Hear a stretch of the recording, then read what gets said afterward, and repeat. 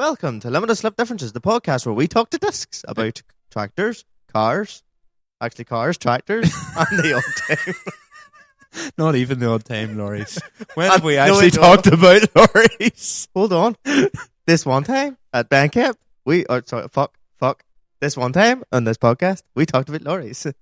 We did, and probably should do it again. But this is the fucking worst intro of them all.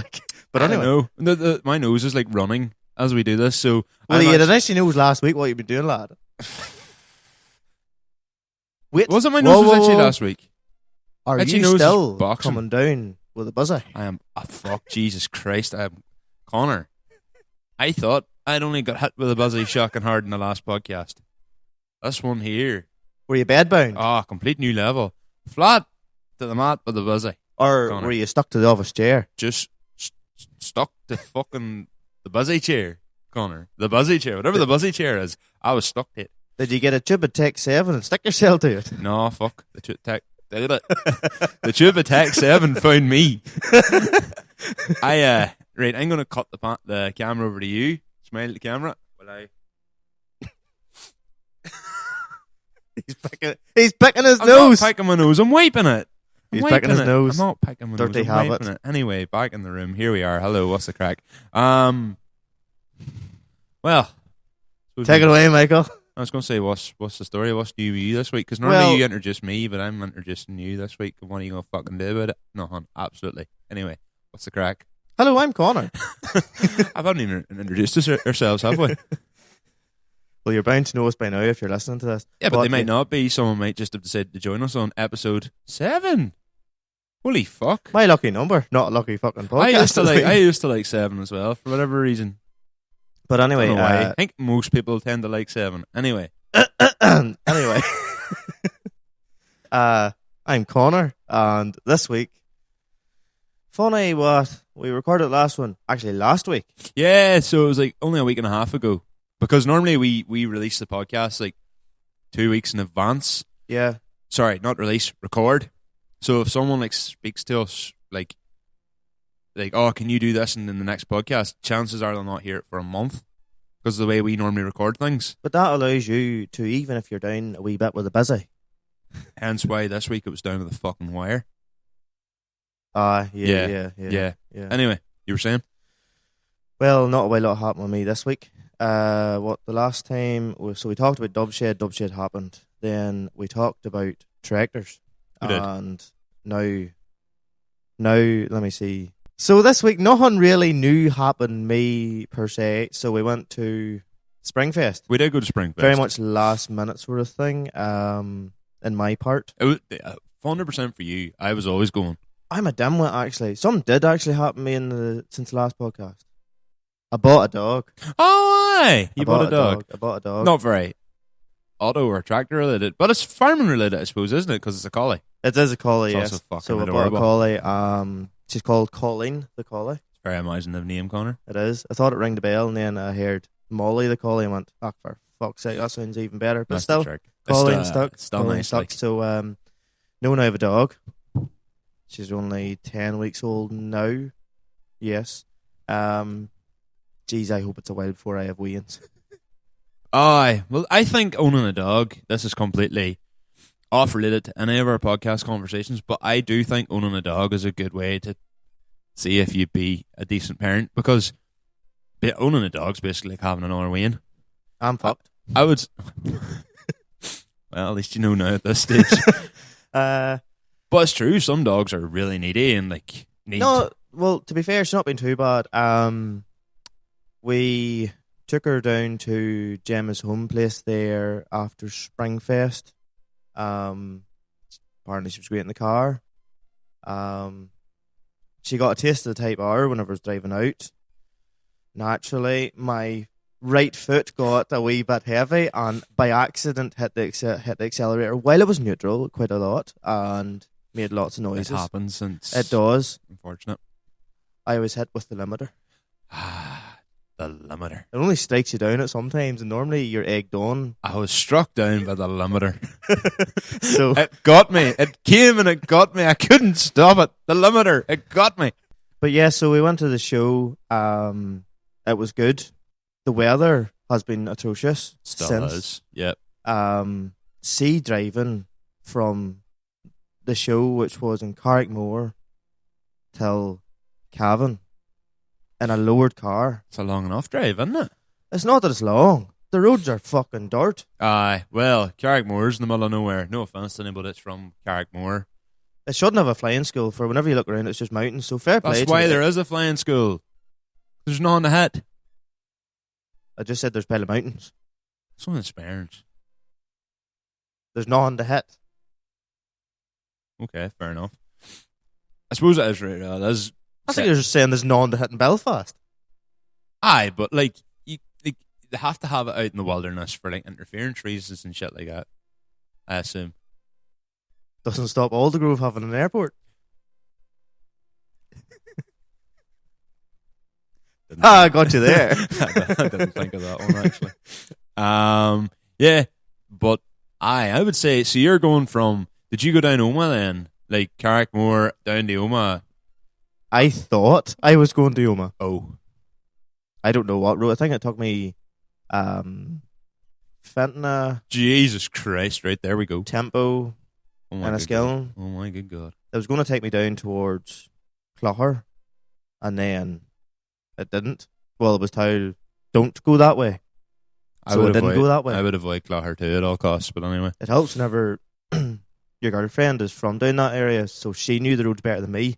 And then when we got to her house, she was like, I didn't know where we were going. I Google up too. And I'm like, fuck, you're useless at times.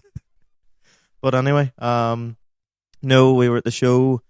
It was very good. I really did enjoy it. Do you know what? It was nice to kind of be there. Like the way Stephen always looks after you. To be fair, like, so credit to Stephen.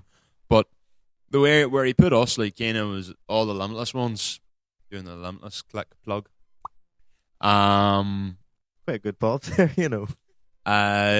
We were all like kind of down that end. Then I was parked beside Owen Maguire, which is actually quite nice because like obviously me and him back in the day would have went to like all the shows together and stuff, and it was nice that it wasn't intentional, but there was a space beside me, and I was like, "On you, be my friend, be my friend," and he was parked beside me in the Boris. It's interesting because we've went the completely different route. Like, I went from a modern car on hydraulics to the Sierra. He went from like a 306 to like VWs. So he kind of went newer. I went older. It was nice. It was nice that just in general seeing everybody. Obviously the gang had us down like kind of the bottom end. So and then ended up being that like Vicky and Ryan and all them ones came down and ended up as part of the whole stand as well, which was good. Just you couldn't predict the weather. No. To be fair, Owen's car, he's definitely went, like, I had to ask him, where's your bits from? Because he's definitely going for, like, I know obviously done a lot of the US market stuff, and now he has a boot from... So it's, is there, and if any Bora Golf Mark IV VW people, Reload Podcast guys, I'm looking at you, more on you later. If any of them, maybe they'll go, no, you're completely wrong. I think it's like a Mark 3.5 or a Mark 4.5. So it's a city. So it's like a jet. It looks like VW got really lazy, and we're like, you know what? Instead of us making the Jetta in a certain market, we'll just facelift. Because I know with my old Polo at the time, the 9N3, yeah, in South Africa, they did not bring out the 6R, which would have been the newer version of that, if you know what I mean. They just made a 6R front to the 9N3. Right. Oh, okay. It looks different. Like, you know, the very first, the 6Rs, that front bumper on my car, and then, I suppose, like anything,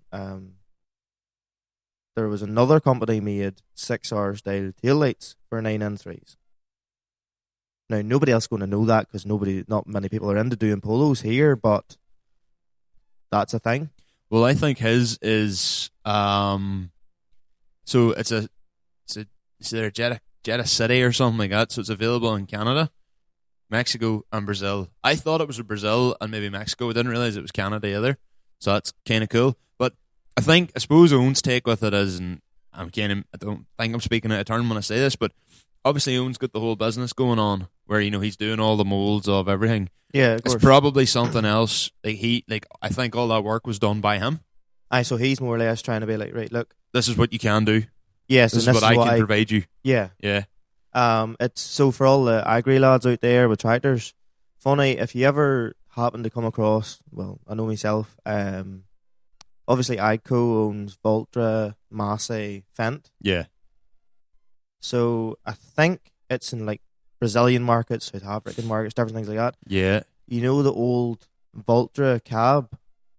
Yes. You get that with a Like, are we talking like the old 87, 50s? 600 style bonnet.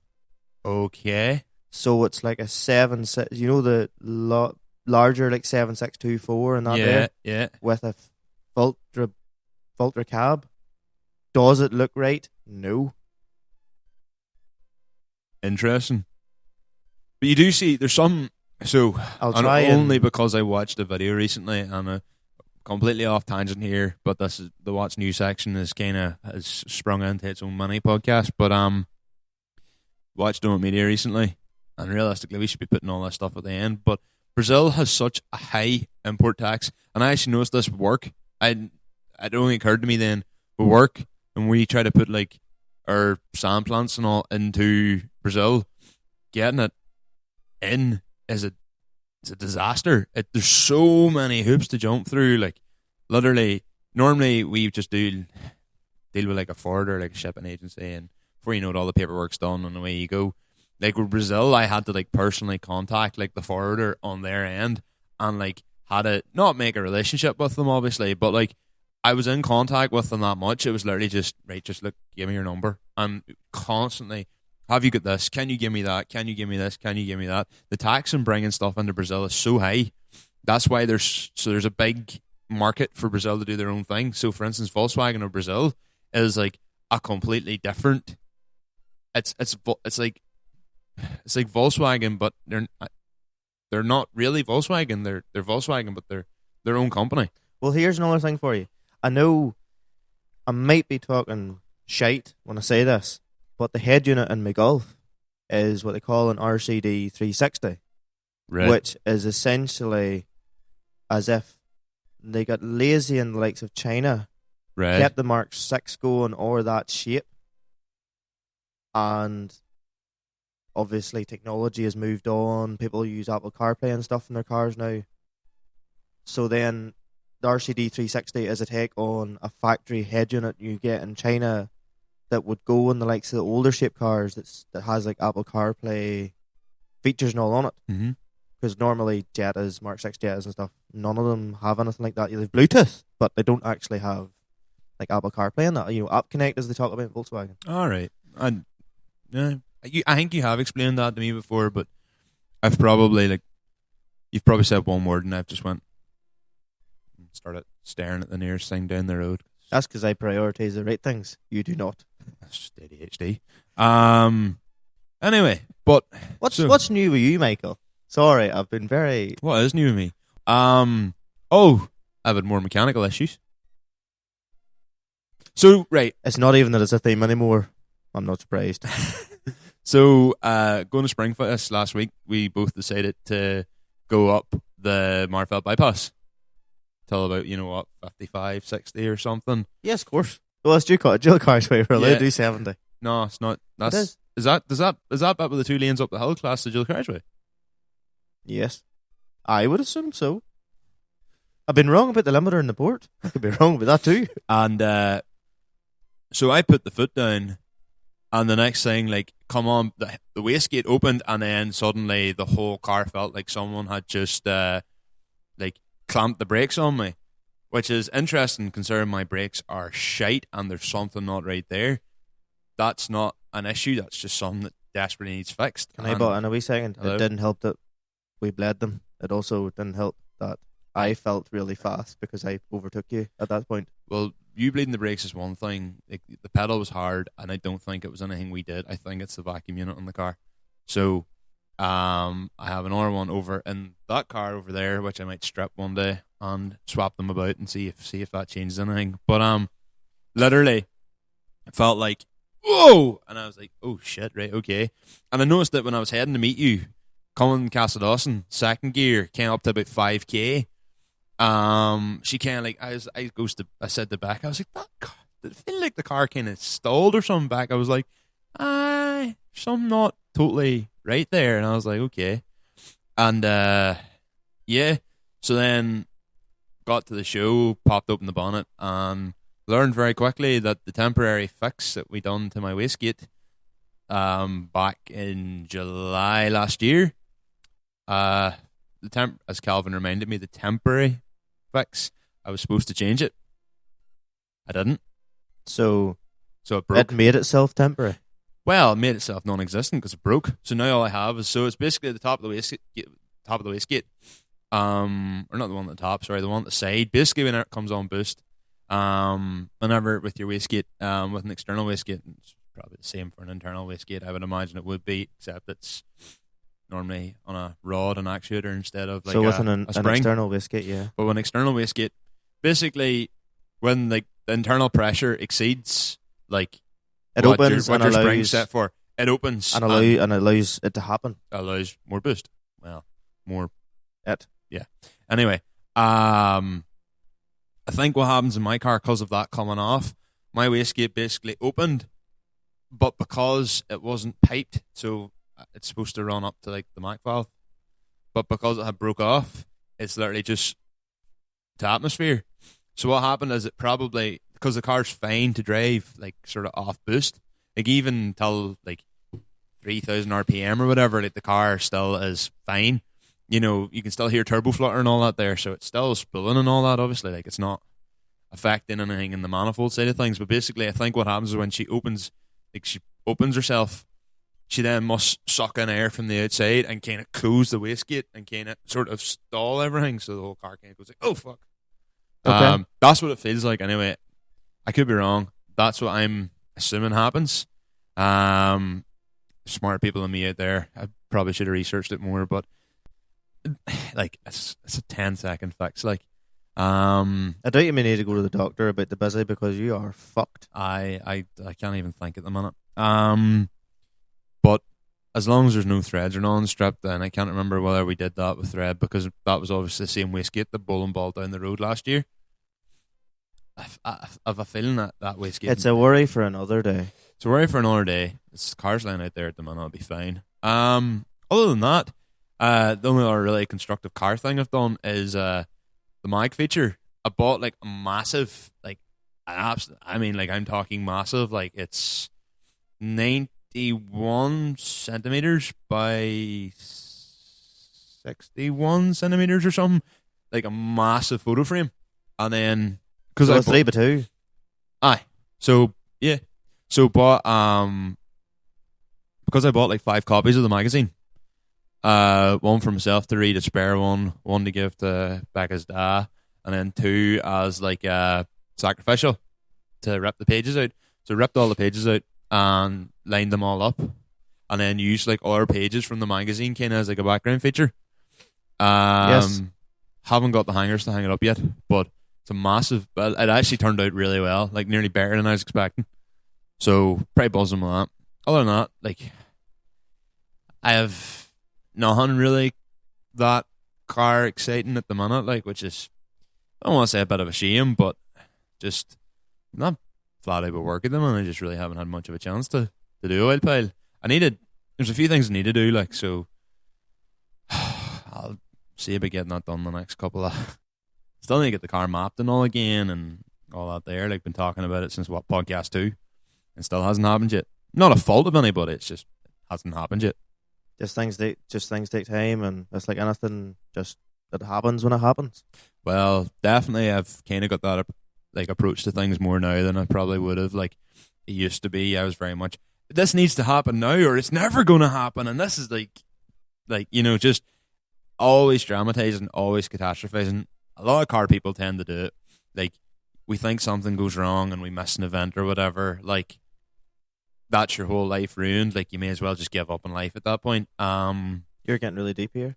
Not even here. The amount of people like you talk to, like, say their car doesn't make Dubshed or doesn't make LZ Fest or doesn't make the port on a Sunday, like doesn't make Easter Sunday, and they're, like, you're talking to them, and as I have been in the same position many times, like, you're always like, oh, like, it's just, couldn't get this working, and you're always really upset because whilst it doesn't mean anything at that moment in time, you're like, this is the worst thing ever.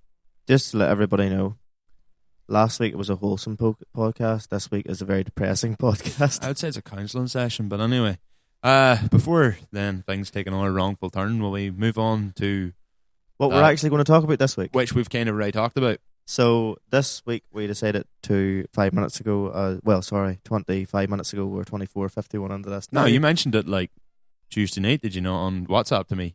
You said it was suggested. I can't even mind. But like, I don't think I even agreed to it. Not that as if I have a say, but as if I think it was just because you said it, and then I thought to myself, that's a good idea, and never actually said, yeah, let's do it.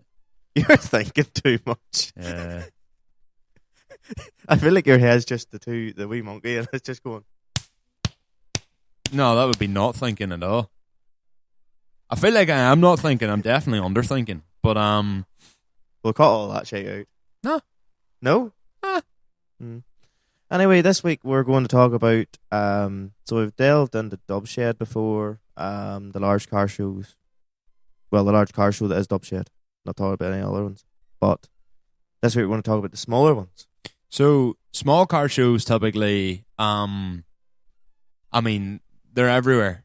And I suppose you made a really good point about it. And you probably forgot, so I'm going to make the point for you because I thought it was such a good point, was that, you go to a Lexus Dubshed and you see all the big... oh, yes, I do remember that point. Well, then yes. Do you want to take over? Fuck it, why not? So, the thing I found about the small car shows is, so you go to Dubshed and say, like, if you go into the indoor stuff, you see all the bags done to the T, unreal. You see the new Jap cars and it's other not Jap. Fuck up a minute. Josh, that was literally just that. That's just me and character syndrome on my behalf. Anyway, I knew exactly what you were trying to say. It's okay, Michael. It's okay. Just so emotional. I'm just so emotional, Conor. Don't have a mental breakdown right now. It's not far. Have a wee drink of taurine chop. It's actually quite nice stuff. It's cheap, that Energize stuff. I think it's made over here, but they do like the candy floss, not candy floss. Oh my god, why have I cream soda? They do the cream soda version, which I am probably addicted to. But this one tastes kind of like cheaper than Red Bull, but not as cheap as Boost. So anyway, then you go to like the smaller shows, and on occasion you could be parked. You could be in your own car. Or it could be a Bora, or it could be a Fiesta, or it could be Marti Escort. Any of them, any shape, form, size, and you could have anything done to it. But look, if it's your pride and joy, you'll take it, and you'll be parked up anywhere, and you could be parked up beside these show-winning vehicles. Yeah. And you'll be like, that's unreal. Yeah. Definitely something, when we did the smaller shows back in the day, like, and you would, like, your stand would be, and like one of the key things I always think about is the Antrim car show. I don't know. You were there? It yes. was Antrim's Junction 1. Yeah, yes, like, yes. Rodney McKnight, do you remember he used to have, I think we've talked about it before in the podcast, but you remember Rodney's like green Scirocco? So that was the first ever small car show I was ever at. Fun fact, I thought I was cool back in the day. Standard height polo with a Volkswagen Sunstrip. Cringe to the fucking height of it. At the moment, looking back now, but sure, it was the thing to do at the time. But one of the things, so that was whenever, arguably, I thought Rodney's car looked the best. That's when he had the SNAs on it. They were unreal. They were so cool. But like, it was to go. Now I didn't have my car in at the time, but to go to that show and see his car, you were like, "That's total next level. That's unreal looking." Yeah. But for me, so that was back whenever I was like, I think I was on like my standard weight, not standard wheels, but I was like whenever I had like the old 18-inch Wolf Race Assassins. Low and slow up the side of the window. Low and slow up the side of the window, and my boot build was the subwoofer. So this was whenever, like, my car wasn't a show car, but we were all on the MCN stand, and we had like 24 cars. That's like Toby Hutton was on that stand. Yeah, right. yeah. Brian Hutton was there on that stand. He was showing Marfelt Cruise Nights that day as well. Jeez, there you go. Back when was that in the number ZP3? plate? Yeah, back when it was still LSO in the number plate. Yeah, that car's seen a bit of work since. I think it had like a set of Lenzo, like Reasons or something like that on it, like the 6 spokes or something like that, or maybe a set of 5 spokes. Deadly. Yeah, I definitely have a picture of it. That was back when we all had all the number plates and all too. Yes, the MCN number plates. Yes. You know what? More innocent times. Probably a lot less pressure. But like, so, and you know what? Whenever you said that, like, that never came into my head until today. Whenever I was like thinking about it, and I was like literally, Rodney McKnight's car had been to like Watersea. I think he definitely done players in England, in 2012, or maybe it was 2013. One of the two. But he'd been to like the Players Classic, so he'd done that. He was in the shed, he was in the hangar, and then here he was. Now Rodney's a nice guy. Rodney's not going to like turn his nose up at you anyway. But here was this absolute mouthwatering show-winning car, and like he was parked like bootleg to bootleg with me. Like that was for me. Like I was just saying, going like, this is fucking class. Like he was an NI Cruises stand. Yeah. And like he was parked up beside Blender, who had like the Passat on the bag, like the white Passat on bags, and like because obviously like, he was kind of like all his friends obviously ran about, and like, you know, Rodney had the show car, but all his mates was just running about. I'm not running anybody's car down. Just like, you know, kind of they were the same standard. No, they were same standards as all the rest of us. You know, just nice clean cars. And you've got Rodney's car in the middle of it all. I know I sound like I'm kind of dreaming over this, but that's a perfect example of what you're saying. Yes. So, let me think. The other big memory that stands out, just as I'm thinking here now, is Ultimate Car Show the following year. So I got added into the group chat. Yes. And that was a show that Michael McGrath went in the Accord, but I had nothing done to my own car.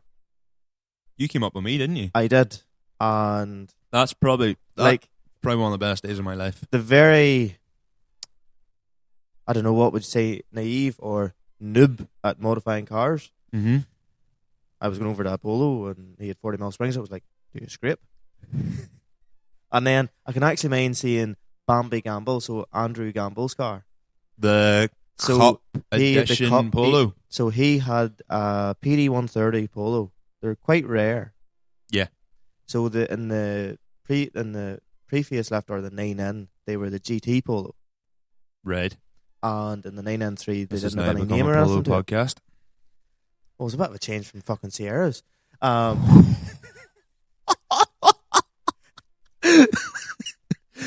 surprised. Keep going. Keep going. Yep. Michael's famous words back in the day would have been, "Did you ride over the 207?" No. If I heard that once, I heard that God knows how many times. But anyway, off topic again. So I became seeing his car, and obviously I had a Polo myself, and you've researched and all that carry on. You're like, wow, that's actually a Cup Edition kit on that, and it was decked. Well, yeah. I thought it was decked. That was a nice car. But it's funny looking back at it now. Then I drove a car with for well over 100,000 miles. The height he had his. Mm-hmm. And because of the short wheelbase, you could go anywhere. Mm-hmm. You didn't scrape anywhere. Like a Jetta the same height would have started to do, just at the front of the back wheels, just at the sills and that there, you would start scraping because of the longer wheelbase, yeah. But totally, like the smaller shows, you were fit to go and you were parked up beside these show winners and dub shed and that there, and you're it was more like slightly more intimate, if you know what I mean. You could walk around them and had a nosy and talk to the owner when they're not running about cleaning their car and trying to not look their best, but obviously, like dub shed, people are taking wipers off and like doing all that kind of. Not just me, but like people are taking wipers off and like really giving like going mad, like going mental, going to the next level. Yeah. Whereas at them, they're more chilled, more relaxed. I suppose you could say, sure, GTNI, they run Castlewellan for. I don't know if they still run it or not. I don't think Castlewellan's back. I don't think Castlewellan's 'Cause on. that was- They've Eurotraffing now instead, I think. Oh, bad to say, I'm not sure, but I've heard about it. Yeah. Sorry, I have heard about it. I've seen some people posting that about it, but like, just the smaller shows enabled you to park beside them ones, ask them a few questions, and you know, something like 99% of the time, they were more glad that you were just asking questions and that. Because normally you went to Dub Shed on the Saturday, you might have had a chance while they're cleaning their car to speak to them. More than likely, the person was that busy. They were like, they were trying to palm me off maybe a wee bit. Being a bit standoffish, and Yes. they don't mean to be. But at them sort of shows, they were more than happy to let you chat away to them and that, Yeah. and you could have, got whatever info you wanted out of them. Plus, them shows allow for a more family day out kind of atmosphere. Because Springfest was definitely like more like a family. Like, I know you could say Dub Shed, but like it's dog friendly, and I had my own dog at it. You can bring dogs to Dub Shed. But to go inside to the halls, I think so. I don't know, but I think so. the only thing I right could now, be wrong. when you do have a dog, you're probably like, paint work and all that. That's what kind of worries me about dogs. That's kind of one of the things that maybe would. I don't mean to slam the smaller shows, but I think like the crowd sometimes it attends because it's maybe like a regular family has seen, it's a car show in our small town, sure we'll go down and see it. They've no appreciation for like paintwork and stuff. So if the dog jumps up in the car, they'll just go, "Oh, dog, don't do that," or like a child runs over, like a child literally ran over and like jumped in Calvin's bonnet. And like obviously the child was just playing about, but They don't know any better. They don't know any better, but you don't really tend to see that at the bigger shows. That's kind of one of the things at small shows you kind of sometimes run the risk of doing. Like that, and then like for instance, there was like I remember seeing like an older woman walking about, and like she was taking pictures with like herself, and she was like literally had her hand or elbow on like the roof of cars, and I was just sitting thinking like, if you've done that with my car, I'm going to be raging. Like, don't touch someone's car. Just don't touch it. Or see if you're going, or you really want to, ask the owner's owner permission. Yeah, don't touch it. They've spent time cleaning their car for a reason. Probably spent thousands too. There's the likes of Nikita Shirago. The Lambo doors are open, and More on that later because I want to talk about that. but the likes of her car, she's obviously, her Lambo doors are normally open. I think, has people climbed into it before? Yeah. I think she may be telling me about that dub shit. Yeah. Like, do you climb into somebody else's random car in Ballymena at the car park, or Cookstown at the car park, or Belfast? No, see, her car's pretty cool as well. Like, it's in the inside as well. Like, it's all. There's thousands spent in Jesus Christ, there's a lot of money spent on that car. But I would say a kid probably just looks at her car and the inside and just goes, "Oh, lights," because like she's got the seats and she has all the lights and all around the dash and all. Like I would say like Owen just looks at that like the same way a moth looks at a light bulb, and just can't help themselves. Fair like enough, it's just like that's what I think. Personally, I think like if like in general, just like that's one thing that would annoy me about the smaller shows is it just tends to be you always have that you're on that risk. What I will say actually about the smaller shows is though, and it's not even directly related to the shows, but I always thought that like I think now with the likes of us all going to Dubshed and LZ Fest was probably the first time, and maybe to an extent the way home from what do you call it? What do you old call school, it? new school. Oh. Like the convoys. But we did it to LZ Fest. We all travelled down a big convoy to LZ Fest, and that was the first time I'd went to a show in a convoy. I'd come home in the convoy from Old School New School, which was class and one of probably the best moments of last year. But like, whenever there was less pressure and you were all going on a club stand, because obviously the likes of Dubshed and all now the bigger shows, like the variety of our friend group, just because of who we just knock about with, we're all indoors. Just because it's the friend group, we're older people who just have income and make stupid life decisions by spending it on cars. So like we all tend to be inside, but it's like, oh, we'll just go down there, and everybody's coming from different directions because our friend group is now, like, our friend group sort of literally covers like the whole of the north. It does. You've got literally like Nick and Banbridge, Cress up in the north coast, Calvin's and Larne, unfortunately. Like, you know, you've got the Docks from Derry, Cameron from Armagh, and everybody else in between. You know, so like everybody's coming from different parts of the country. Whereas, so there's actually there's no technical point in meeting up somewhere to drive somewhere. Whereas before, when we were all doing the club stands, it was we'll all meet in the back car park. Yeah, so everybody meet BCP 6 a.m. Sunday morning, Saturday morning. When it was a Saturday morning, there was one occasion we may have had a traffic warden come in and be like, "Please don't park like dickheads." That was in a cruise show 2014. And I had to leave that show early to go draw silage. That's the ultimate reason. Do you know, fun fact, Car Culture Live, the year it was in Newton Arch. Yes, 2014. I left drawing silage to go to that show. Was it worth it? Was it fuck? Do you know what? I think if it hadn't have been for the weather, that show, and I said that because actually, you mentioned that, an IDC posted a picture of Irish Drift Championship, posted a picture of Shackleton there recently. Stephen Hafferty tagged me in it, and he was like, because he. Oh well, that was Car Culture Live was deadly. That's the same Car Culture Live. No, the year after that, the one that they were doing the camping and all. Oh, that was at Newton Ards. I just said Newton Ards. Oh, I thought you said Shackleton. No, Shackleton was unreal. Shackleton would have been better again had the weather not broke. The weather literally broke the same way it broke today. Just went from being a really nice day to just torrential rain. Because you had the drag racing at one point, and then you had the drifting and all. I think it was the AMA maybe series. Yeah, was drifting it was the AMA, and then there was the diffing as well. Oh, and that was probably the best convoy I've ever been in. The fact that Adam Cooper stopped him. We talked about that in like one of the other podcasts, but yeah, like 64 cars coming down Lima Valley Mountain. And it was even whenever Stephen Halferty tagged me in that, I was like, fucking hell, like Halferty was in that.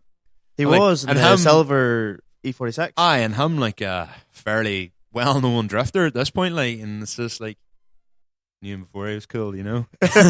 Shout out to Stephen, real nice guy. But yeah, like that was always kind of the thing with smaller shows, was like the journey there was part of the journey.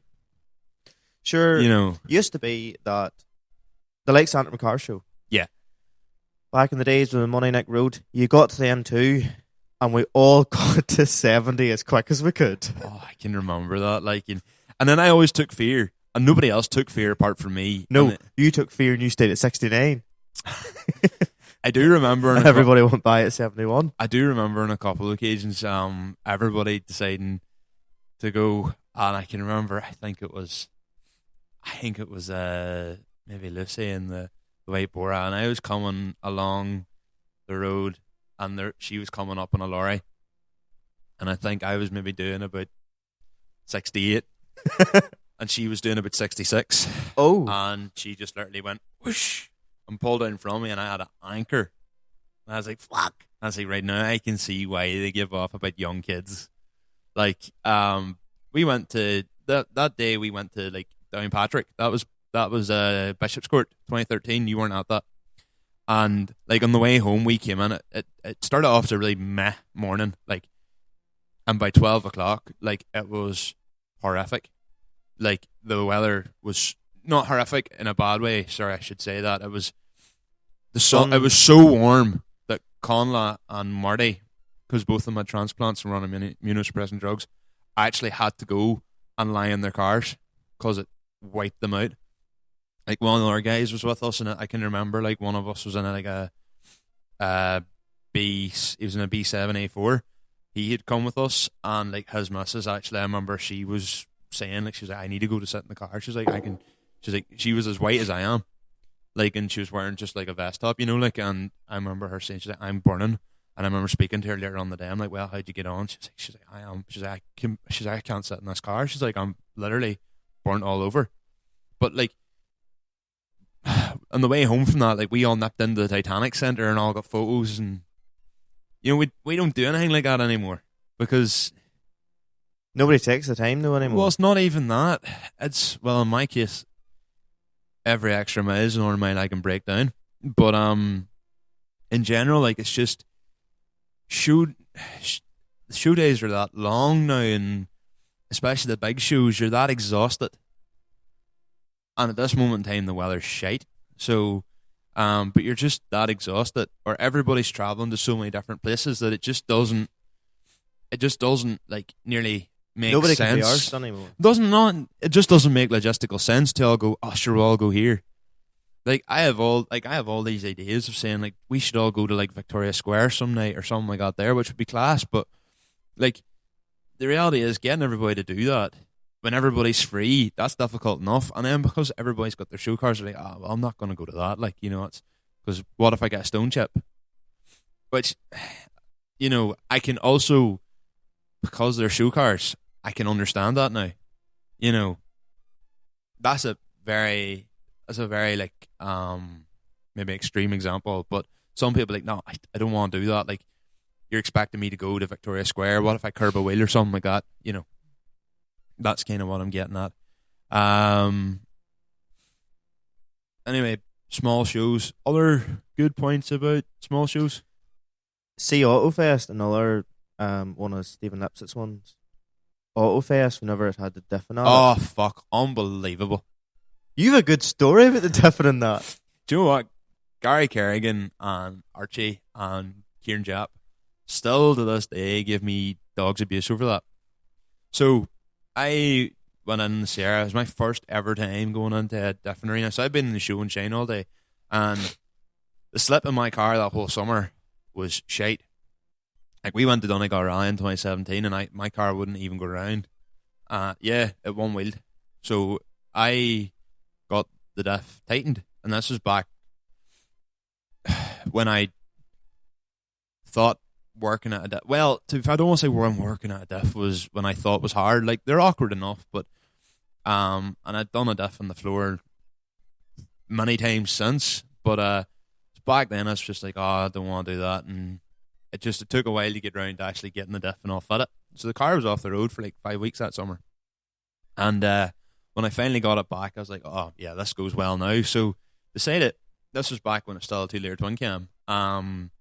Decided then, pardon me, would go into the different arena at Autofest with Jack. What happened? So everything was going well. I was going around the bars. Because I was in with Jack. Yeah, you were in with Jack. So everything was going well. I was going in around the bars, going one way, and then decided to go the other way. And? I then decided to do 8s, and when I went to make the transition... Your steering wheel broke off, Michael, didn't it? Yeah, well, it sheared the adapter. Oh. So it wasn't actual steering wheel broke off, because it's the same steering wheel. Because I wondered how your steering wheel... It's the same steering wheel. Get it on again. So it's the same steering wheel and Boss that I now run on the P100. Oh. The only difference is I don't run like the snap-off adapter. And literally, like, they talk about snap-off steering wheel. Mine literally snapped off. Like, it was, like, literally going, bam, bam, bam, bam, bang. Why is this not turning my steering column? Like, literally, drove out with the wheel in one hand and doing this, like, steering, like, the centre column, like, with my hand going, like, pointing at Stephen Lipsett going, I've no wheel! And just, like, looking up and seeing, like, Archie and all them boys just, like, pashing themselves laughing. I think it was Nathan Campbell might have been in the car with me when that happened, but you know what? I think I was that embarrassed. I was like, you know what? I'm going to double down. So I pulled the adapter off because I had tools with me. And pulled the adapter off, bolted the steering wheel straight to the boss, and went straight back in. The rush, when you're in like a diffing arena or something. Like, I haven't done enough in the Sierra because in 2017 when I was game, it didn't diff. Now I've done it in Alteza. But like, see when you're in an arena like that, like the adrenaline, like because there's other cars around you and you're watching for other people, and like you're looking and you're like, right, if I go around this cone, is he going to be here? If I go around this bar, is he going to be there? Like, and you're watching, and then the next thing you're hooping and some man, next thing you're hooping and some man's joining you, and it's like, you know, I'm actually getting goosebumps talking about it. Like, and I was still like on that adrenaline rush from the first run. I was like, I need to get back in. Like, I just need to get back in here. Plus, that was the last show in the car. I think it was the last show I done in the car, and I was like, right, well, I'm changing the engine, blah blah blah. Like, it's all or nothing here. Like, I need to enjoy this. And to be fair, I did. Like, it was class. And I wish Autofest still had the diffing, because that would be like one of my. Why don't they? Since Oma and like Fermanagh District Council merged, turns out Oma Council's better crack. So Oma Council was like, gone ahead, say no. Fermanagh was like, can't be doing that, because it's all now one council. The blind eye could no longer be turned. Because that, for me, killed a lot of the crack out of that. Aye, especially when you had it. Because realistically, it's nice to look at cars, but you do eventually get fed up of looking at the same cars. And then it was nice to go over and watch people wrecking about a bit. Well, that's even the thing with like even the bigger shows. Like I did the trilogy of Dubshed, and you know, yes, there was different cars on the Saturday outside compared to the Sunday. But other than that, everyone's the same. But other than that, you know, the feet's just walked off you.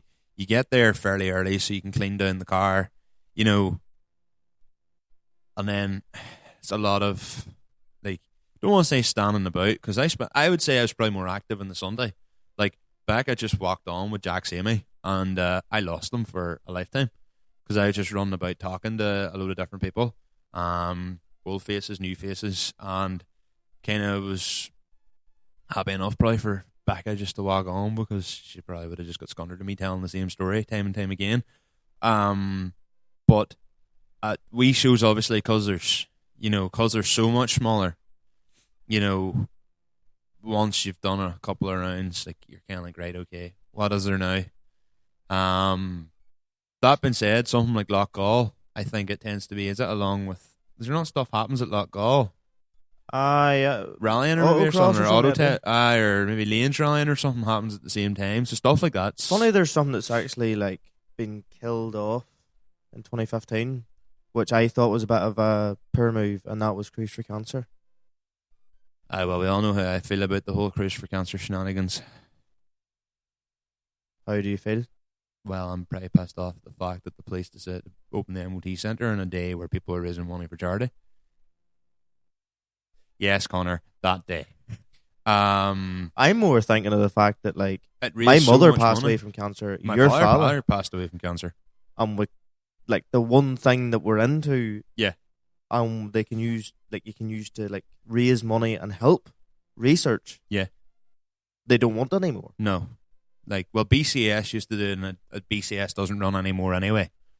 But literally, like, they wouldn't let. It used to be. Like 2014, Cruise for Cancer was another amazing day. Like, me, I think Stephen Chambers went up that day, and like I got like a feature taken on like Port Stewart Harbour with, like, I think it was Eurostance done it, and I got some really good pictures out of that, and the weather was amazing. And drove down the road. Now, the only thing I would say with Cruise for Cancer, you know, you're driving from Carrick to Portrush. It's what, maybe 45 mile, maybe more. Bound to be more. Maybe. You would see one crash every 10 miles. Seriously? Yeah, I remember that year in 2014. Like, there was a crash before the event. Was that with people getting too happy? I think so. Like, there was a crash before the event, and I'll not name names, but I know the person listens to this podcast. So yeah, he does. So I don't want to name names. Where we were actually talking about it at Dubshed. We were explaining the story to Becca, So we've seen that happen. And then I can remember like someone had crashed like a Clio 197, like literally outside of Drains Bay, I think it was, or at some corner they just speared on, and then there was a couple of 2 or 3 car collisions here and there. Same as tractor runs. Every tractor run, there's normally some boys hit some boy. There's always something like that. People just get a bit maybe too giddy and start caught up in the moment, and then maybe try something that they probably shouldn't be trying. Or, I don't want to say ran out of talent, but maybe the person in front of them's had to brake sharply because they've come in that corner too hard and they're chasing the person in front of them.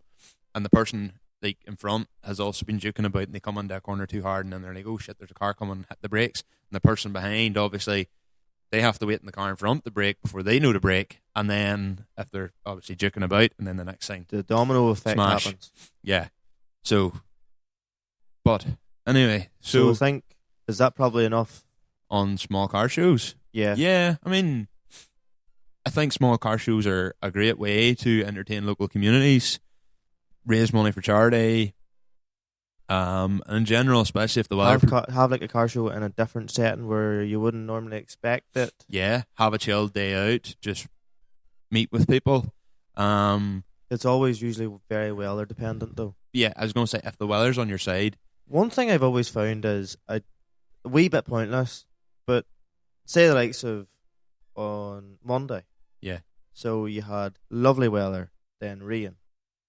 Then a bit of lovely weather, then rain. Yeah, worst, because you're out cleaning the car, drying the car off again. Aye, like... Yeah, horrible. What's the point of drying the car off? Watermarks, as you know. It's not hardly going to be much hard water in the rain, is there? Right enough, but still leaves watermarks. Fair enough. So moving on to the next stage. Last week you gave me the versus challenge. Yes. Now it's your turn to give me something. Now this week I'm going to give you the versus challenge. Okay. You're presented with 2 cars, and you can pick one.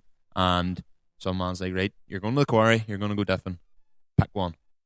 Are you taking the fan favorite, a Lexus IS200? Okay. Or a Vauxhall Omega? Oh, IS200 any day. Really? Yes. Oh, seriously? Yes. Why? Suppose they just go all day long. Oh yeah, absolutely. And they are the fan favourite for a reason. Take so much abuse. The only thing though is it better not be turbo because I don't want it going on fire. Aye, I've seen that happen before. Because I've seen two literally in the 2 minutes. 2 in the same arena in last year, wasn't it? Last year, yeah. White one and a red one, wasn't it? Felt bad for him, like, because you don't want to see that happen. No. I think both of them were saved. Thank God for fire extinguishers. Because they were onto it very quickly. Well, one of them was more on fire a bit. Like it looked like the flames had consumed a bit more inside than the other. Probably melted about the lumen stuff, but I would say in general, I think both cars probably. That's a very good one. Yeah, I thought you were going to say, to be honest, an IS200 or twin cam. Well, you'd obviously say the twin cam or an IS200 and Altezza. But I would see. I'm kind of biased because I had the Altezza, and now if it was a 300 or an Altezza, that might be a different question. Well, the 300's manual. If you had a 300 or an Altezza, automatic. I would assume manual converted. Like, fair enough. Omegas are coming back about all the same. I love Omegas. I think they're class. I've never had a big love for them, to be honest with you. I think so. You get like the 2.5 TDS engine ones. Okay, yeah. That's the same engine. And then you have the V6 one. Yeah, and then you get 3.2 V6. It's one of the others. What I'd choose is 3. Do you want to know actually what does with a deadly limiter? What? IS250s. Oh, unreal. Oh my God, that unreal. one at Donegal last year with a real quick limiter was unreal. The red one? Aye. Oh, it was class. Oh, it was unreal. Was it? It was like I said, I wrote a GTRs or something, wasn't it? Yes. Did I have you nearly half convinced to buy that car? You were looking. Were you not looking at that and going like, I would love to own that? I was saying not that car. Sorry, but were you not nearly? Did I not have you nearly? There was a grey one, I think it was, and a really fast limiter, and it was at the Rash Centre as you talk about. That are Kenny Carton. But no, it was really, really, like, it just sounded amazing. Oh, they sound class. They do sound, and I'm not a fan of V6s, but like not really. But like they sound unreal. They sounded far better than a 350 would have. Yeah. I suppose it depends what exhaust, but like Yeah. no, I thought it sounded better. Anyway. Definitely. So I suppose we'll now move on to what has caught our eye this week. Well, there's been a couple of things And a really big thing has happened right. this past week. Oh. Something that hasn't happened in years. Something that we were like, is it gone completely? Will it ever happen again? Are you trying to cue me into something? Because I can't remember the fuck what you're talking about. We weren't there. Oh. It was unfortunate that we couldn't be there. Oh. They got in the fucking grass at the port again. Oh, Jesus, boys. Holy ghost. Yeah. Fuck. Unbelievable. Yes. Have they tried to stop them for next year? Yes. They've already put a pile of soil down. Do you know what? I was actually thinking of writing to the boys at Port Carsing because they had said, I was thinking of maybe saying to them, like, they put up all the posts being like, well done, council. I remember specifically sharing like the same post in like 2015 or something and writing a big spiel about it as well as about how like cars in the grass isn't that much harm, and whenever like all this other stuff comes, they're more than happy for people to tear up the grass, but when the young cubs go in the grass, I can remember literally writing a spiel like that, and I was like, it's almost like history repeats itself. Like, it's like, oh, how do we ease congestion? There's more parking facilities in the grass. The young cubs love it. It's just, as long as they're not wrecking or doing something stupid. That's what happens, and that is what happened in 2014 and 2015. Because we were there back in 2015, and I was parked on the grass in 2014. Like 2015 was the first year of the barriers, but they were fitted just like they took the two or three of them away, and they still got on the grass. Yeah, like then after that they done away with it. But like it's literally the actions of the few ruin it for the many, and like you've seen it this year. Someone on like an X3 or an X5, yeah, tried to like I think beach themselves or something, and that's just like why would you do that? That's just someone going, I'm going to try this.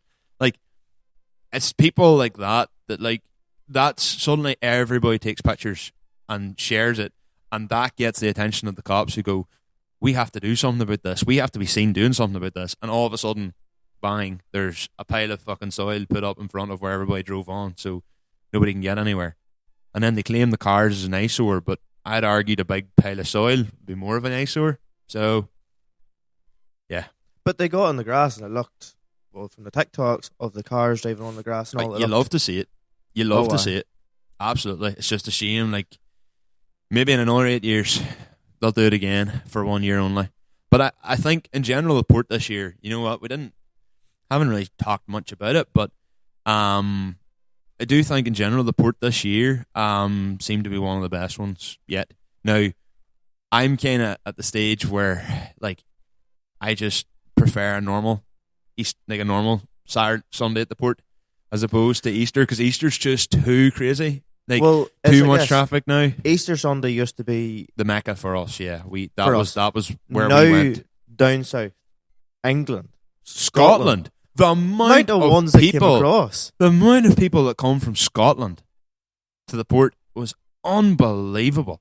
Like, do you want to know something, right?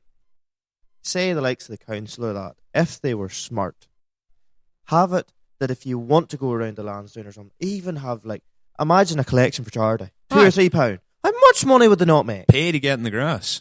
I think even at that, like, if you want to go in the grass, you have to give a fee to charity. And do you want to know something?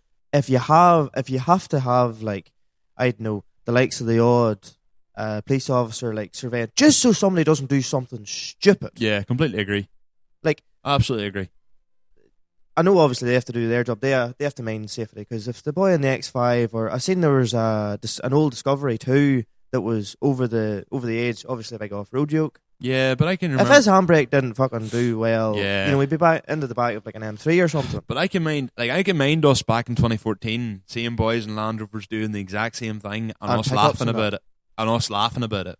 Like, we're kind of a bit older and a bit more sort of, imagine if his handbrake slipped. Like, back in 2014, I wasn't thinking about that. I was like, fuck me, look at your man, the defender, trying to go up that. Like, Yes. you know, like, we don't have that.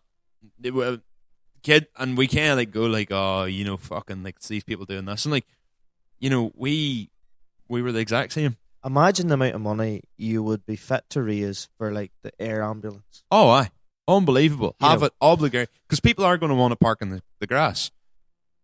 Make them. Nobody's going to really have any problem giving a couple of pounds. Oh, aye. £2 or £3 to their ambulance. Here, even better yet, bring a card machine with you, so there's no excuse.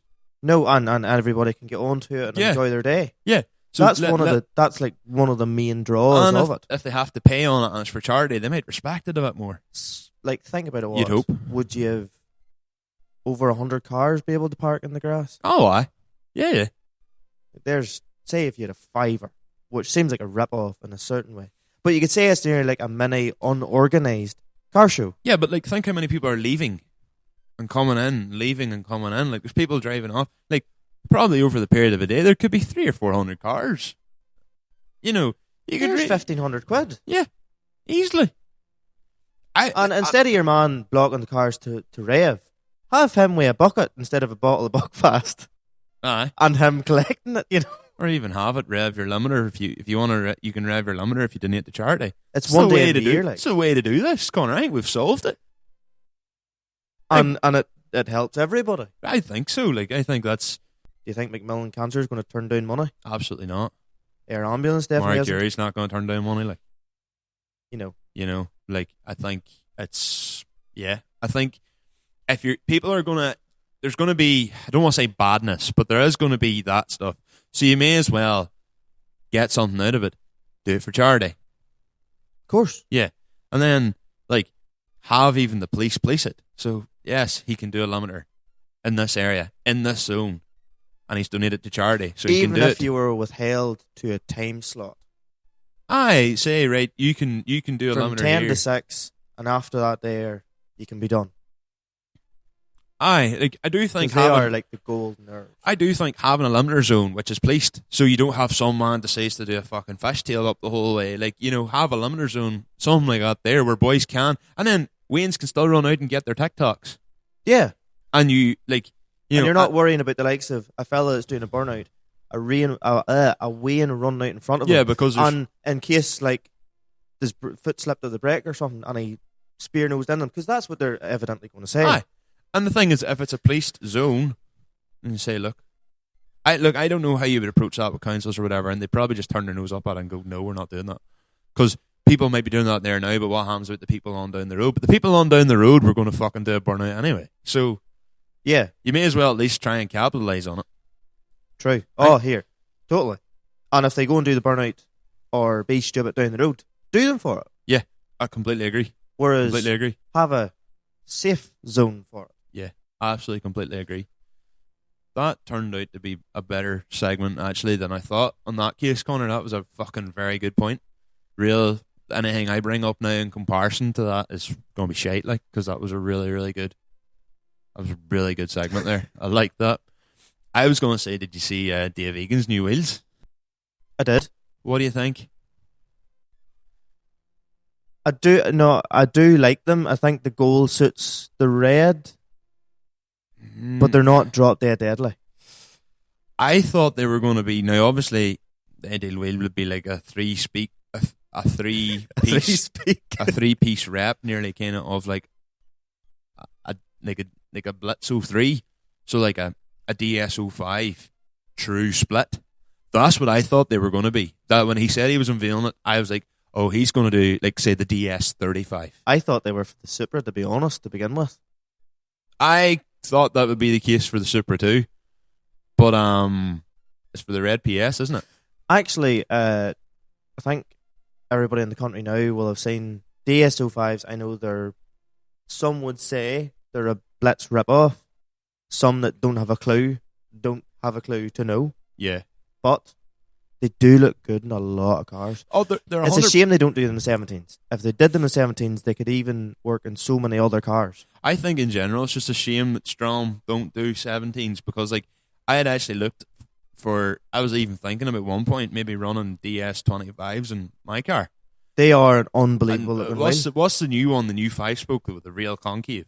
The DS35. Aye, that's that is the DS35. They look unbelievable. See if you could get like a 17 by 9.5, Oh, like the super concave. they're unbelievable Like, looking. yeah, with my arches, I could run that All round. Yeah, That would actually be unbelievable. I think it would look really cool. I would love to have that now. There's probably a reach. I would say Strom's target market is S13, S14, S15, and if your car can run with similar specs, great. They're built for like Irish Drift Championship cars, essentially. Yeah, and, no, well, that, BDC and all. Like they're built for drift cars, which is inherently S chassis or BMWs. But Chasers look well on DS05s. They do, but again, that's because they're bigger wheels. True, they are. Yeah. Like, whereas you get something that's like on 17s, but that opens you up then to like Civic Type R's. Like DS05s you would get away with them in an EP3. Yes. To be fair, DS35s, the 5-spoke ones, I was like, if only they made them Hyper Silver, 5-spoke, say 8.5 or 9, concave, they would look class. Yeah, absolutely. Completely. I agree. I think a Strom did just make 17s. Something I would definitely consider. 100%. I don't care that they're, as long as they're they're a good, well made wheel. Like, some people might turn their nose up at me saying that. But I think, Well, sure, DS25s, the amount of ones saying that they're unbelievably made for the likes of your drifting and that, between hitting walls, hitting other cars, they're still holding the air. yeah. So if they're a good quality wheel, I don't see any reason for the hate, personally. I think that, like, I mean, the amount of cars I have in Car X, I literally have wheels similar to the DS35s. In other news, see the likes of Civic Type R's. Yes. So, is it Colin Geddes? Yes. Yes. So I he have an put a Arm TikTok McCann. up. Yes. So he had a TikTok up, and John Cena drives a Civic Type R as a As is daily. daily. Unbelievable. No, I don't think it's an EP3 Probably not, nah. because it's doing 145, and I think they are limited to 146. So we would be literally driving on the edge. Yeah, but And he says it's stable at that speed. And I never took mine to find out if it's stable at that speed. I mean, you're going to spend your day doing half, minus. Yes. Yep. Yes. Yep. 70 is Yep. about the height of it. Yep. 70, of course. So, But that's music to my ears anyway. yeah, definitely. And as they rightly said, imagine him coming out off Ballygolly roundabout. Or John knows something. He would get mad respect at the port. He would give mad respect to the port. They just literally out of And nowhere. You probably John Cena's in a shouldn't. Type R. You shouldn't weld a diff in a front wheel drive car because then I don't think it would turn at all. Yeah, they did say about diffing and all that, and I was like, yeah, look, like that's not car. No, but like that's the same as us joking about stuff that we know nothing about. But so. to be honest, it It's still probably is more real life than what they do in Fast and Furious nowadays. Yeah, I mean, yeah. At least that what they're suggesting still somewhat obeys the laws of physics. Yes. Fast and Furious just different. If your Sierra was in Fast and Furious, It might probably not, be fucking a spaceship by now. it might not actually break down. That's right, yeah. That's a better goal than anything. What else did I see? So something you actually mentioned it earlier. It was Nikita's car, the Scirocco with like the mad, the white body and the Gallardo doors. Yeah. What's your thoughts on like Lambo doors? Depends on the car. Aye. Do you know at one point it's something I considered for my car, but my car's not a 3-door, so you couldn't do it. I don't think Lambo doors look good on a 5-door car, but the reason your boys from Low Origin do it. One of the guys from Low Origin in his drift car has Lambo doors, and it looks absolutely unbelievable. I feel like it's like to live with that every day. I don't know how you can be arsed. If you can be arsed, fair play. Obviously, if you have a supercar, like, you will be arsed. But if you're putting it and retrofitting it to another car, like, now for a drift car, it's just cool as fuck. Yeah, I think it's such a big flex. Like, But for an EP3 with Lambo doors, I just would not. I think that would look really cool. I would. The car has to be styled correctly now, so it would need to be sitting really well, nice set of wheels, pretty much on the floor. To carry the likes of that off, I think you need wide aero. I don't think so. I think realistically, your drift cars are going to be 50 to 75 mil wider, all round, lip kits, big spoiler. You get away with it in that instance because if you're going big all round, it's like you don't put a massive spoiler in a car without a bit of a bigger body kit to compensate for the size of the massive spoiler. I don't know. I have an image in my head of, for some reason, a black EP3 with sitting really low, big splitter, yeah, big lip kit. I agree. But some of the years sitting night hot black. Bit of tilt up front, a real good, nice fitting set of wheels, and same at the rear. And I can see Gallardo doors in that. I think it would look class. Honestly, I do, and that's stock body. But you would have to have a bit of tilt or something. I don't think it would look. You're not going to do it on a car running. It would have to be either very tight tuck or fitment. You'd probably need camber. You'd probably need big gay wing on it as well to pull the likes of that off. I just think a very tilted Mugen spoiler. Or maybe like a gurney flap or something, like a bit more of a. Yes, I think I've would do actually thought about would do that. Doing the likes of that. Yeah, I think that would do it. But do you know, I feel like in time. Now I know, right? So back in the day, your Max Power was all about your Fiestas and your Clios and all that there with the big mad body kits. Yeah, we did cover this. We're probably eventually going to go back. Yeah, especially with the Jap scene. We kind of covered this, I think, a couple of podcasts ago, like how things are starting to come round full circle. But yeah, I completely agree with you. But instead of, your Combat 2, Combat 3 body kits and stuff like that there, it's more sort of going now till Supras with Street Hunter kits. Yeah, Pandem kits. Yeah. Just more sort of, I guess, of its time. But I suppose today's time, present day. Has that all come in? Well, I know I probably said it before, but like drifting. Yes, absolutely. Big time. Yeah, absolutely, completely. Also in drifting, James Dean is now driving a Mustang. Yes. Someday his car is going to spear off and hit a crowd, but anyway. Do you know something? The S650, the latest Mustang, I only know that because I've just been watching his videos. Mm-hmm. They're a good looking car. Ah, unreal. Far better looking than the one before it. The one before the last model, the first of like that New Year's style compared to what was before that. Red. I don't know the model numbers, but say like maybe like a 2014, 2015, something like that. Red. So that shape I thought looked really well, and then they facelifted it, and it wasn't as nice on it. Yeah. And now this one, the is new just ones are like, savage. They are class. So cool, such a nice looking car, and be nice to see James Dean. Be interesting to see how James Dean gets on with it. Obviously, you wish him the best. He's a countryman, but yes. Well, then we're now, as we see this, we're at an hour and a half mark. Obviously, there will be things. No. So anyway, I think it's now time probably to round up this podcast with your shout-outs, Michael. Few shout-outs. You just slid into my phrase there. I wasn't sure what you were going to say. I was like, no, you're not calling it off. We still have another segment to do. So I was actually watching myself back, and I seen the phone out. I don't like me having the phone out on the podcast. I think it's really, really like unprofessional looking. But also, I forget shit, so the phone has to stay out.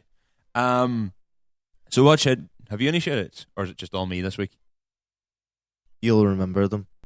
Few shout-outs I have this week. First of all, the one I'm pretty buzzing with, Reload. Yes. So I wrote in a question on their podcast, and then they ended up plugging this one. Oh, and got a few follows out of it. Oh, lovely. So Conor and Nigel might come expecting. Thank you very much for the shout out. Conor and Nigel and Lee might come expecting a commission bill at some point, but we're not when we're monetized, maybe we're not going to be that famous. But no. So I asked the question, and they mentioned about my car, which I was like, class. and then mentioned this podcast. Now, they did refer to me as Ultimate Felter, and I was like, boys, I can show you the Ultimate Felters. I am not the Ultimate Felter, but I did think the Bale trailer that they had, like, Gethin Evans, like, and Nigel are both farmers. So, like, you know, I was chatting to Gethin about the podcast, like our podcast, and he was like, "Yeah," he's like, "That sounds like something I would listen to," and I was like, "This is fucking class!" Like, this is, you know, because obviously the likes of Gethin and Nigel and all them boys, like, you would look up to them because they organise Dubshed. They're in my eyes anyway, they're a pretty big deal. So hearing that from them, that's nice. That made my day. It's very heartwarming. It is, definitely. It's very wholesome. So I really appreciate it. So as to your wholesome podcast. Next shout out, Matthew 260. So Matthew had actually wrote to us previously, and then I forgot his name on last week's podcast, and I was looking through it, like when I was editing, I was like, do you know what? Like, I was like, I forgot his name, and it just seems a bit shitty. So I was like, I wrote to Matthew then, and I was like, here, I forgot your name, so I'm going to give you a shout out in this week's podcast. So, dairy farmer drives a Red Mark 4. It's had a lot of work done to it. Fuck, it has. Like 260 brake, he reckons.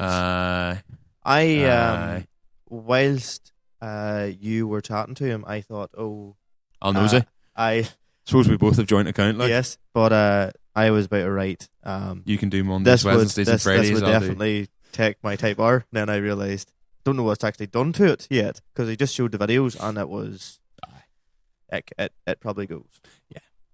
Yeah. So also, shout out wise, I don't think he knows I'm going to give him a shout out. So hopefully he finds this a nice surprise. So, had a ring a fella in work the other day, and I was like, "Well, Jordan, how's it going?" And then the first thing I got was, weird hearing your voice through the phone rather than through the podcast. And I was just like literally, I was like, fuck, like nearly taken aback, speechless. I was like, do you listen to my podcast? He was like, oh yeah.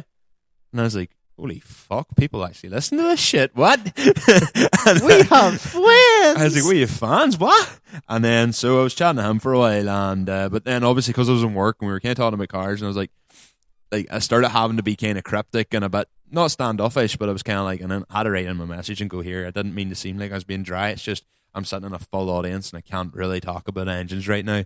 So I've said next time I'm in the office and he's about, I'll get a proper yarn with him. But yeah, no. So Jordan Moore, I'm happy with that. Like buzzing with that. It's, you know, you love to hear about things like that happening. Like, so out of the blue too as well as always. Completely caught me off guard. Like I just was like, holy shit! Like people actually listen to us. So any other shout outs, Michael? Reese Bruce. Yes. So I would like to apologise. So to a couple of ones, they went through his requests, and I didn't notice them. Yeah. And so apologies. If you do send us a message, I will now check the requests. Reese come over from Scotland in the Civic. Aye, in a Civic that's less than 6 days mail on it. Aye, 57 when he came over, 59 the way home. I think he did the whole thing in a day. Aye. Fucking brave, boys. It's a lot of travelling. But like that's what I mean about, like, I would say PCS, like Port Car Scene, like them boys are probably, like, they're definitely the resurgence of all these fellas coming over. Like, I can remember John Murray coming over and Fraser and all them ones coming over in 2015. Yeah, like, so the last big like, funny kind of how history sort of nearly repeats itself. That's like, how I met the Scottish lads. And like, there's obviously a fair few ones over there. Obviously, follow PCS. Oh yeah, because like I looked and like there's nearly 500,000 followers. So well, the reality is, even if you get even a small percentage of that, there it's massive. They also just make they know how to make videos that appeal to a crowd. Yeah, no, like, so, you know, like it works. Marty called in earlier, and when I was leaving, he just said, give me a shout out. So, hello, Marty O'Neill, good friend of mine. The camera's not Marty. Hello, Marty. And then also, because we've seen this on TikTok through the week, K-Quip. Gonna give K-Quip a shout out. So, K-Quip, my first cut will be in probably around the end of May. Don't be feared to land out with a trailer, and if Michael's tractor can't pull it, I can give him a green trailer, and I'll take the trailer. That's probably not. It will be well looked after and washed. So, on TikTok, both Gareth and the Gamwell page. So you'd asked the question about the Red Rock and the Heron. I put it on TikTok, and then took it personally. they were like, "No, you'd obviously choose the K-Quip." And I was like, "Well, are you going to give us one?" They're like, "Only if the 110 will pull it." So then, I happen to know a couple of guys in K-Quip, so I messaged Michael Travers. Was like, "Right, Gareth spoken. When he gave me this trailer, like," and he's just like, "Yeah, I think she'll pull it." And I was like, "Only one way to find out, isn't there?" Like, so I don't know whether Gareth and Michael were being serious or not, but like, I fucking hope they were. It'd be unreal. Not that we'll get them much advertising, but it'd be good crack and nothing else. I will maybe even attempt a review on it. Oh God, now you're gonna go into the agri review. Deadly. It's full of grass now. It's still behind me. It's a great trailer. Oh, and Michael has it, and now it's on its side. Well, guys, you need to make the springs a little bit stiffer. It tips. No, Connor's tipping. Trailer reverses into silo. Michael's tipping. Comes round corner. Bush. One's good, one's bad. Yeah. So that's pretty much everything we've got. Again, thank you for this podcast. Holy shit. Right. Well, to be fair, having spoken to Shane and Leo at Autofest, they did say they wanted a longer podcast. Now, fuck my life for having to edit this. But you got what you want, boys. You've got what you wanted. You got a long ass podcast. I hope yous are happy. So anyway, it's been fun talking to you. This is take 3 at trying to sign this podcast off because, like the intros, Michael loves to fucking butt in. But anyway, I'm Conor.Magoo on all socials. Michael is Michael Scullin _. Yes. So On if you all love socials. Sierras and you love 207s and that there, get him a follow. If you just like to look at my page with all my content 2 years ago, give me a follow too.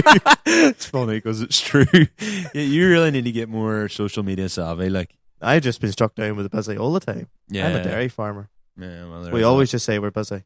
And another thing, milk has gone to shit. Yeah. And on that note, or on that bombshell, Best of luck. all the best, guys. See you later.